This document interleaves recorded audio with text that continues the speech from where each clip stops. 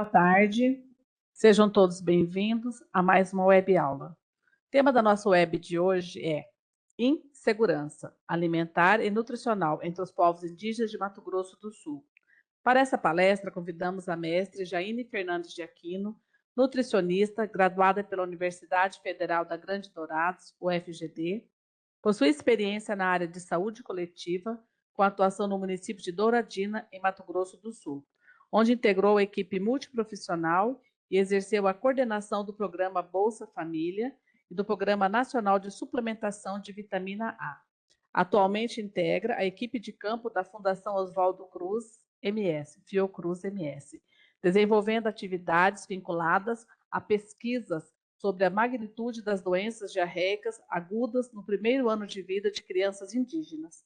Nesta web, com a participação de Jaine Fernandes de Aquino, vamos refletir sobre os desafios, contextos e caminhos possíveis para fortalecer o cuidado em saúde, respeitando culturas, saberes e modo de vida. Com a palavra, Jaine. Seja bem-vinda, Jaine. Obrigada, Tânia. Obrigada a todo mundo da ESP por essa oportunidade de estar aqui falando um pouquinho sobre a saúde dos povos indígenas, né? Então, hoje a gente vai tratar da insegurança alimentar e nutricional.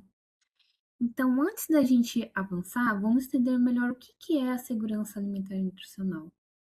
Bem, a segurança alimentar e nutricional significa garantir que todas as pessoas tenham sempre e de uma forma contínua, estável, acesso a alimentos suficientes, nutritivos e de uma boa qualidade.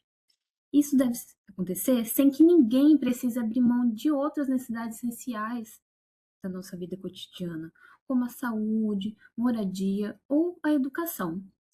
Além disso, a segurança alimentar, ela não trata apenas da quantidade, ela envolve também as escolhas, as práticas alimentares que fazem bem à saúde, que respeitem a cultura e os modos de vida de cada povo e comunidade. E que também são sustentáveis, ou seja, que não prejudiquem o nosso meio ambiente, a economia local, a cultura ou a sociedade como um todo. Considerando a realidade dos povos indígenas, trata do direito de se alimentar de forma adequada, saudável, suficiente, acessível e também que seja culturalmente apropriada, conforme a etnia, preservando seus territórios, seus modos de vida e as suas tradições. Bom, agora que entendemos que a segurança alimentar e nutricional é um direito que envolve não apenas o acesso aos alimentos, mas também a sua qualidade, adequação cultural e sustentabilidade, é importante aprofundar como esse direito ele se concretiza na prática. Para isso, a segurança alimentar ela é estruturada em 4 dimensões que são fundamentais, que nos ajudam a compreender o que precisa estar garantido para que os indivíduos e as comunidades se alimentem de uma forma adequada e saudável. Essas dimensões funcionam de forma integrada e complementar umas às outras, ou seja, não basta que apenas uma delas esteja presente. Todas elas precisam ocorrer simultaneamente. Bom, a primeira dimensão corresponde à disponibilidade. Ela refere-se à existência de alimentos suficientes que sejam produzidos localmente, comprados ou fornecidos por programas públicos para atender a população, como o Programa de Aquisição de Alimentos, o PAA. A segunda dimensão é o acesso. Ela significa que as pessoas conseguem adquirir ou obter esses alimentos, sejam comprando ou tendo a produção própria, coletando frutos, realizando a pesca, troca ou recebendo doações de cesta. Não adianta o alimento existir se as pessoas não conseguem acessá-lo. A terceira dimensão é a utilização, que é o uso biológico pelo nosso próprio corpo, de respeito à forma como o nosso corpo vai aproveitar os nutrientes que estão ali nos alimentos. Isso depende de fatores como a qualidade da alimentação, as condições de saúde, água potável e o saneamento. A quarta dimensão corresponde à estabilidade. Ela significa que as outras 3 dimensões, disponibilidade, acesso e utilização, devem ser garantidas de forma contínua, estável, sem que ocorram interrupções sazonais, crises ou situações que coloquem em risco a alimentação. Dessa forma, para a gente ter a segurança alimentar, os alimentos precisam existir, chegar até as famílias, ser bem aproveitados pelo corpo e estar garantidos de forma contínua ao longo do tempo. Compreendendo essas 4 dimensões de disponibilidade, acesso, utilização e estabilidade, conseguimos visualizar um pouco melhor o que sustenta a segurança alimentar. Isso acontece porque a segurança ou a insegurança alimentar, ela é influenciada por diversos fatores sociais, econômicos, ambientais e culturais. Ou seja, vai ter momentos que essas dimensões elas não vão ser garantidas. E se isso acontece, ocorre uma situação de insegurança alimentar. Bem, a insegurança e a segurança alimentar no domicílio não acontece por acaso. Ela é resultado de vários fatores que vão se somando, como a falta de renda, dificuldade de acesso a alimentos, por às vezes morar longe do local de compra, ter pouca disponibilidade de água, problemas de saúde, falta de terra para estar produzindo os alimentos e entre outros. Esses fatores são chamados de determinantes. Eles recebem esse nome de determinantes, pois condicionam as possibilidades de acesso e de realização de uma alimentação adequada e saudável. Na segurança alimentar entre os povos indígenas, os que mais impactam são, primeiramente, o acesso à terra, ou seja, ter a terra demarcada e ter a proteção desses territórios que já estão demarcados, como são as reservas indígenas. E o acesso à terra é o principal determinante, porque sem a terra demarcada e protegida, não há como garantir uma alimentação adequada. Segundo, a disponibilidade e qualidade da água. Muitos territórios indígenas enfrentam a falta de água ou a água contaminada por agrotóxicos quando elas são provenientes do rio. Além disso, ocorre uma sazonalidade, uma periodicidade no acesso à água. Às vezes a água chega 3 vezes na semana, ou apenas um horário específico do dia, fazendo com que os povos tenham que armazenar ou em caixa d'água, ou quando não dispõe de caixa d'água, fazer uso de tambores e o que for necessário ali para armazenar água para ser usada tanto para fazer o alimento quanto para a higiene pessoal. Outro fator que impacta são as condições ambientais, que também entram os agrotóxicos, o desmatamento, as queimadas e as mudanças climáticas, né, que acabam afetando ali a produção da roça e a agricultura que eles mesmos poderiam estar fazendo. O outro constitui na renda, porque uma baixa renda faz com que a pessoa tenha menos poder aquisitivo para estar comprando os alimentos, intensificando a vulnerabilidade alimentar. Tem também o acesso aos serviços públicos, como a saúde, educação e assistência social, porque algumas comunidades têm um atendimento de saúde precário, especialmente aqueles que estão em retomadas territoriais. Além disso, a escolarização indígena enfrenta desafios estruturais que impactam na autonomia e renda. Em alguns territórios, o ensino é ofertado apenas até o ensino fundamental. O outro compreende ao acesso e aos programas sociais, como o Bolsa Família, cestas de alimentos e benefícios virtuais que são fundamentais, pois são benefícios muito importantes do nosso governo. Porém, se a pessoa não dispor de identidade, CPF, ou até a locomoção, o tempo já está se deslocando até um CRAS para se inscrever, ela não consegue ter acesso a esses programas.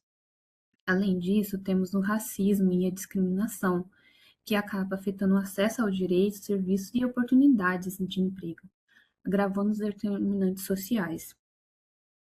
Bom, esses determinantes que vimos, isolados ou em conjunto, podem causar dificuldade de acesso aos alimentos no domicílio. E quando a família vive em uma situação de insegurança alimentar no domicílio, isso gera uma série de consequências que pode prejudicar o bem-estar das pessoas, pois afeta diferentes áreas da vida. Modifica o que e quantas pessoas conseguem comer, afeta a mente, aumentando o estresse, a ansiedade, o sofrimento emocional, afeta o desempenho das crianças na escola, afeta a vida social, prejudicando a convivência, a capacidade de trabalhar e a qualidade de vida, afeta o corpo, causando uma desnutrição quando há falta de alimentos, ou quando diminui a qualidade nutritiva, pode causar uma anemia, uma fraqueza. Pode também causar o sobrepeso e a obesidade quando se consome os alimentos ultraprocessados, por eles serem mais em conta, dependendo do território que a pessoa tiver. Ou seja, além da fome, a insegurança alimentar pode causar tanto a diminuição de peso quanto o excesso do peso. Além disso, aumenta o risco de outras doenças ao longo da vida, como a diabetes mellitus, a hipertensão, doenças cardiovasculares e também as doenças infecciosas, como a própria diarreia, já que a imunidade fica mais baixa. Resumindo, a insegurança alimentar surge por causa de problemas sociais, econômicos, territoriais e ambientais, e ela própria gera novas dificuldades que afetam a saúde física, mental, cultural e social das pessoas. É um ciclo que só pode ser rompido quando esses determinantes eles são enfrentados, garantindo um território demarcado e protegido, acesso a alimentos saudáveis, a uma água de qualidade e todo dia, renda, serviços públicos e condições de vida dignas e respeitosas dos povos indígenas. Bom, diante desse cenário, é importante a gente entender que a insegurança alimentar, ela não é uma condição única. Ela se manifesta em diferentes níveis de insegurança. Assim, para facilitar o entendimento de como essas situações variam entre as famílias, podemos usar uma comparação simples com as cores do semáforo de trânsito. Cada cor indica um nível diferente, sendo o verde indica a segurança alimentar e chegando ao vermelho que representa a fome em si, ou seja, a insegurança alimentar grave. E daí aqui o laranja ele foi colocado como uma etapa intermediária entre o amarelo e o vermelho, para permitir mostrar de forma mais clara os 4 níveis de insegurança. Bom, na cor verde temos a segurança alimentar. A segurança alimentar significa que todas as pessoas ali da casa, elas estão conseguindo comer o suficiente de forma adequada todos os dias, realizam todas as refeições ali, ou seja, a família, tanto os adultos quanto as crianças da casa, se tiver crianças, tem acesso regular a alimentos que garantem uma alimentação saudável, variada, segura e apropriada às suas necessidades. Já na cor amarela, é a insegurança alimentar leve. Na insegurança alimentar leve, a família ainda consegue se alimentar, mas começa a preocupação se terá alimentos suficientes no futuro, surgindo aquele medo de falta de comida nos próximos dias, semanas ou meses. A qualidade da alimentação diminui, pois a família acaba comprando alimentos que sejam mais baratos, reduzindo a variedade, podendo deixar de consumir alimentos como frutas, verduras ou alimentos tradicionais da cultura. Porém, apesar de ter essa preocupação, a quantidade de comida ainda não diminui de forma significativa. Na cor laranja, temos a insegurança alimentar moderada. Nesse nível de segurança alimentar moderada, a alimentação da família já perde a qualidade. Aí as pessoas passam a consumir alimentos mais baratos e menos nutritivos. Além disso, começa a faltar comida dentro da casa. E, geralmente, quando isso acontece, os adultos, eles comem menos ou pulam refeições para deixar as refeições para as crianças, permitindo, assim, que as crianças continuem se alimentando. Ou seja, a falta de alimentos na casa já. Porém, a família ainda tenta proteger as crianças do impacto mais grave. Já na cor vermelha, temos a insegurança alimentar grave. No nível de insegurança alimentar grave, a comida ela não é suficiente para todos na casa, tanto adultos quanto crianças. As famílias passam por momentos em que não há o que comer e o que provoca episódios de fome. Essa é a forma mais extrema da insegurança alimentar, quando tanto a qualidade quanto a quantidade dos alimentos que estão ali no domicílio estão gravemente comprometidos. Bom, E é importante saber como essas situações são identificadas de insegurança alimentar, moderada e grave na prática. A insegurança alimentar, ela pode ser medida de duas formas, por indicadores indiretos e por indicador direto. O indicador direto é a escala de percepção da fome. Essa escala mede a insegurança alimentar a partir do que as famílias relataram, falaram ali sobre as suas próprias experiências, vivências. Por exemplo, se faltou alguma comida, alguma refeição, se não está tendo mistura, se diminuiu o tanto que comem, ou se alguém chegou a passar fome ou pular a refeição. Para a gente medir a insegurança alimentar nos povos indígenas, foi percebido pelos pesquisadores a necessidade de uma ferramenta que representasse sua realidade. Por isso, algumas pesquisas passaram a adaptar a escala brasileira de insegurança alimentar, a EBIA original, fazendo ajustes, seja ali na linguagem ou na forma das perguntas feitas, para que elas fossem adequadas e fizessem sentido no contexto indígena. Assim, surgiu a Escala Brasileira de Insegurança Alimentar para Povos Indígenas, a EBI indígena. Ela é composta por 8 itens no total, mas essa quantidade utilizada varia conforme quem mora na casa. Por exemplo, se na casa tem adultos e crianças, adolescentes menores de 16 anos, usa 6 itens, 6 perguntas da escala. Mas se é uma casa que só tem adultos, pessoas maiores de 16 anos, usa 5 itens. A EBIA, ela funciona como uma forma de classificar como está o acesso aos alimentos dentro de cada casa. Então, assim, com a EBIA é possível saber se a casa está em segurança alimentar, ou seja, todos têm acesso adequado à comida, ou se a casa está em algum nível de insegurança alimentar, variando entre a leve, moderada e a grave, como vimos antes. A EBIA, ela também torna visível aquilo que muitas vezes fica escondido, a experiência real das famílias que passam por dificuldades para se alimentar, mostrando como essa situação afeta o dia a dia e quem é mais prejudicado.